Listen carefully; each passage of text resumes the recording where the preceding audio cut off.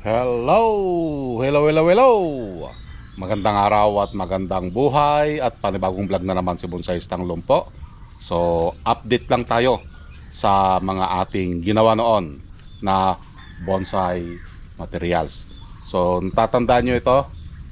So, ito na yung kanyang itsura. Yan. Nagkaroon na siya ng dahon. Okay?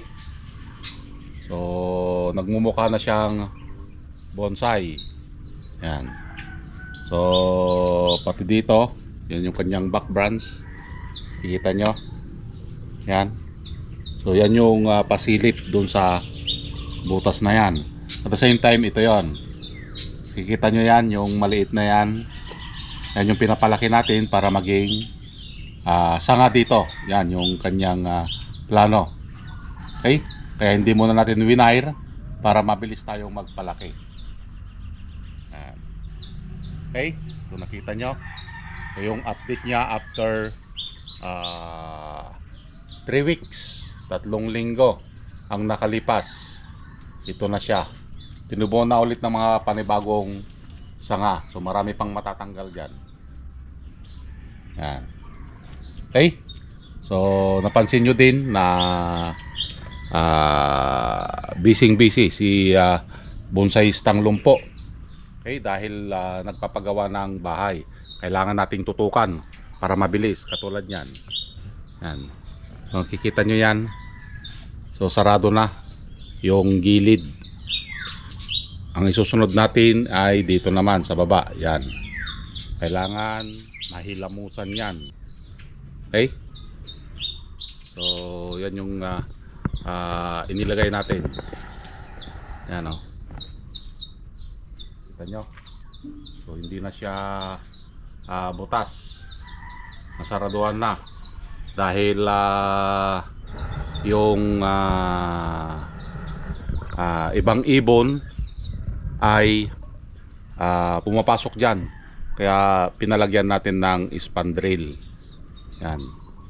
So marami tayong natanggal dyan na mga pugad ng ibon. So may ibon din na kung saan saan pumapasok. Aguy.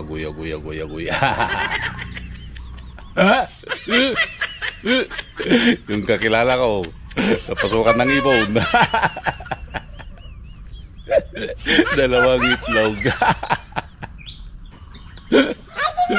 So kailangan natin, para hindi napasukan ng ibon, kailangan nating saraduhan.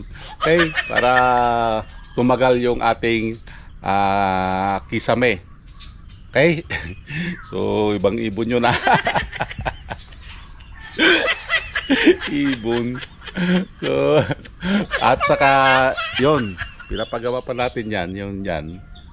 Mamaya ituturo ko kayo para makita nyo yung update. So extension yan ng dalawang CR, isang CR sa labas at isang CR sa loob. Okay, at dito extension ng sala. Yan. Nakita nyo? At saka yung mga bonsai dyan, yan, pinagtatanggal na natin. So ililipat natin yung mga ibang bonsai. Okay, so magiging ano na lang dito, garden set. Maglalagay tayo ng garden set dyan. So abangan yung update dyan. Pagagandahin ulit natin yung ating harap. Okay, so antayin lang natin yung mga manggagawa para ma-update naman kayo kung ano yung kanilang ginagawa. So pasensya muna sa mga kaibigan natin dito sa YT World na bihira lang makasupport si Bonsaistang Lumpo at hindi pa makapag-live. Okay? So ito yung kanilang ginagawa ngayon. Yan, isa yan sa mga binabantayan ni Bonsaistang Lumpo. Yan. I-varnish natin para protection yan sa ulan. Kasi kapag malakas ang ulan, pumapasok ang tubig. So kailangan nating lagyan ng varnish para protection dun sa kahoy. At kung mapapansin nyo, mayroon tayong nakitang skyway dyan. Yan yung daanan ko. Yan yung rampa ng aking wheelchair. Yan. So nakita nyo, yung kanina wala pang varnish. Ngayon, mayroon ng barnis. Yan yung pinapagawa natin sa loob ng 2 araw. Yan, babarnis lang sila. Mula dyan sa baluster hanggang doon sa taas. Yan, itutur ko kayo dito sa aking bahay kubo. Yan. So, yung halaman dyan, papalitan natin. Ano na lang tayo. Maglagay ng halaman dyan ng panibago. Dahil hindi na maganda yung mga halaman na nandiyan dyan. Yan, ito yung aking side sa kabila. Yan.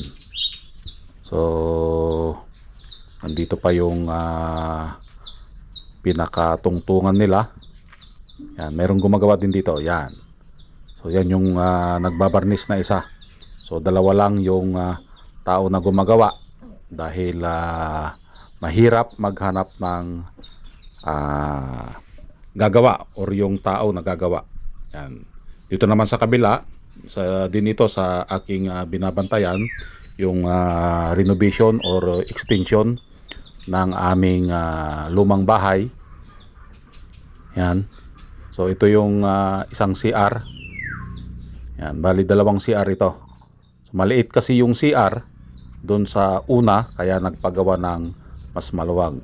So itong nakikita nyo dito ay CR ng sa labas. So hindi mo na kailangang pumasok sa bahay dahil mayroon ng pang CR dito sa labas. So naka-tiles na siya. Wala pa yung bowl. Yan, dito naman sa kabila. At ipakita natin yung loob or yung extension ng sala. Yan. So nakita nyo, binagbag yan. O nakita nyo, malaki yung extension na pinapagawa dahil masikip din. Yan. So marami pang trabaho ito. Kaya kung mapapansin nyo, si Bonsai Stang Lumpo, busy. At kung nagla-live, maingay. Yan. So ito naman yung maluwag na CR. So pwede tayong mag-ikot-ikot ng wheelchair dyan dahil maluwag itong CR na ito. Sa camera nyo lang nakikita na parang maliit pero maluwag yan. Yan. So ito naman yung labas ng pinapagawa na extension ng aming family house. Yan. So nakita nyo, wala nang mga bonsai dyan. Yung mga bonsai na nakahilira dyan, wala na. Pinaglalagay muna natin doon sa kabilang side. Yan yung aayusan natin. Yan yung abangan nyo na gagawin natin dahil magkakaroon yan ng garden set dyan sa aking gitna ng mga bonsai noon. Ito yung itsura ng ating bahay kubo na bahay. Yan, bahay kubo na bahay dahil dyan ako natutulog, dyan ako nagla-live. Yan. So makita nyo, kailangan na siya talagang bihisan. So yan yung ipapagawa natin lahat mula taas hanggang doon sa baba. After ng mga ilang araw, ito na. Nagkaroon na din siya ng alulod dahil wala pang alulod noon. Yan. So nabihisan na ulit, nahilamusan kumbaga yung ating bahay kubo. Kailangan kasi yan para ma-maintain yung kanyang itsura. Yan. So abangan yung update ng aking harap pag ito ay natapos dahil magbabago ang itsura niyan dahil doon sa extension na ginawa. Medyo sumikip na dyan sa gitna. So kailangan din nating baguhin yung setup ng ating garden. So yun lang and bye bye.